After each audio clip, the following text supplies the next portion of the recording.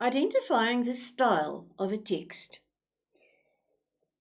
Now, the style of a text is linked to purpose, it's linked to audience. We have discussed those two concepts. Who is it written for, and why is it written? Now we're going to look at how it is written. So it has to do with how. The style is how is it written. Is it, for instance, straightforward and descriptive? Is it humorous? Is it meant to make you laugh?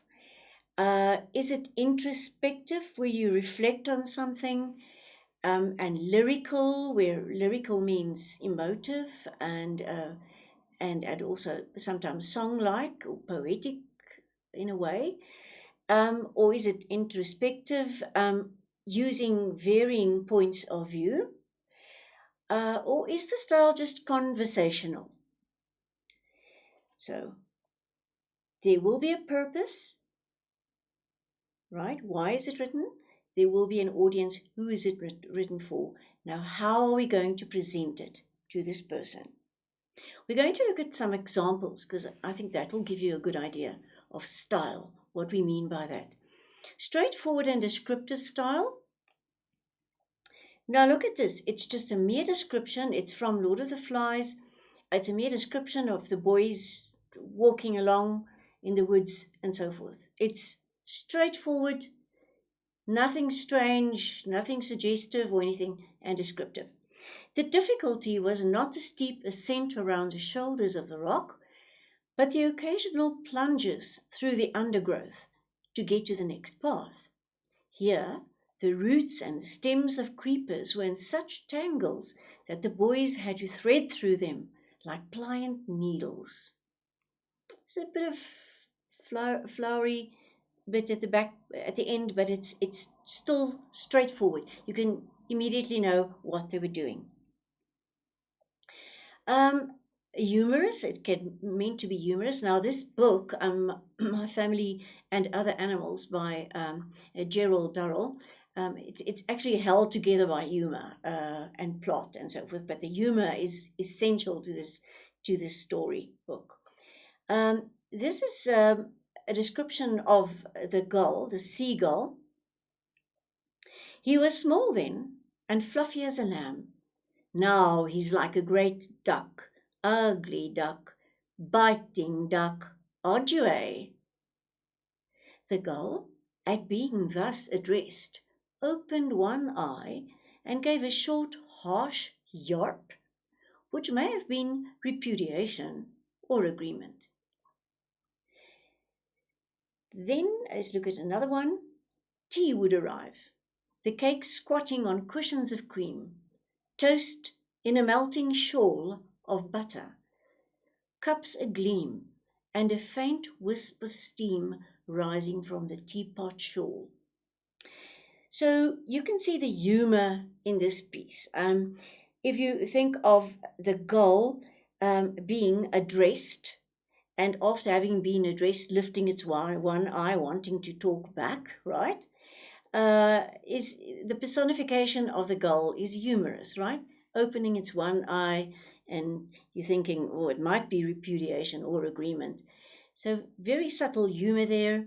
Another personification here used, a few of them, with tea time and the cakes that have the ability of squatting on cushions of cream. You can virtually see those cakes squatting on cushions of cream. And the toast melting in a melting shawl of butter. If you think of butter melting on something hot, it almost becomes like a shawl, something that you have over your shoulders. So humorous style, then in My Family and Other Animals. Then we sometimes get an introspective and lyrical style. That's where somebody writes about their experiences and they also reflect on what they've experienced. And very often they make use of metaphors, they make use of a bit of flowery language here and there. but they are basically introspective. They are thinking, they are reflecting on their life. The give and take of life here allows me to blend. Even though I will always stand out as an Akunya, this is where I belong. I do not aspire to be able to transform myself into a lion like the old man at Nagwems is said to do, or even carry a jerry can of water on my head the way local women can. But I've come to know the feeling of being an extension of the red Matopi earth and to find my own way, sometimes through the mangroves. See how she sees herself as being an extension of the Matopi earth. It's very lyrical, very poetry like, isn't it so? And emotive. And also introspective. She is getting used to the place. So it's from Mozambique Mysteries.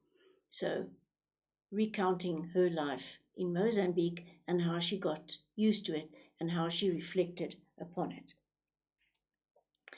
Then a very interesting way of presenting your text is to vary um, the points of view. In other words, to shift points of view. Now, in this case, what we have um, is actually are two parts from The Unlikely Pilgrimage of Harold Fry, where we have one paragraph from Harold's point of view, that's the husband, and then from Maureen's point of view, that's the wife. And interestingly, they are both referring to David in a certain way. David is their son, and he had committed suicide. But by giving us the points of view of the two different people, we can see exactly where the two stand in terms of their working through David's death. Now listen to Harold. For the first time in weeks, Harold did not sleep that night. He sat watching over the boy, that is now a different boy, remembering the past and asking himself why David had made the choices he had, whether Harold should have seen the seeds of them right from the beginning.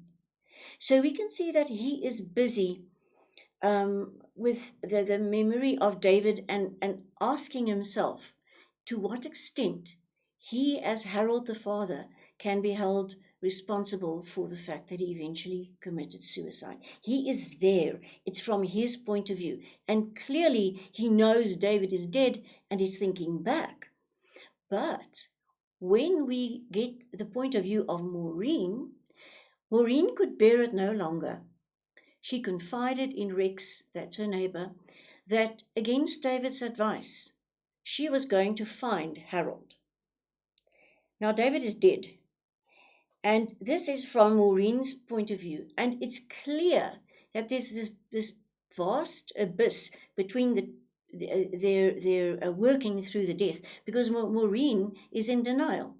She still speaks to David. She keeps his room in order. She goes to his room, speaks to him. He gives her advice, and to her, he is real.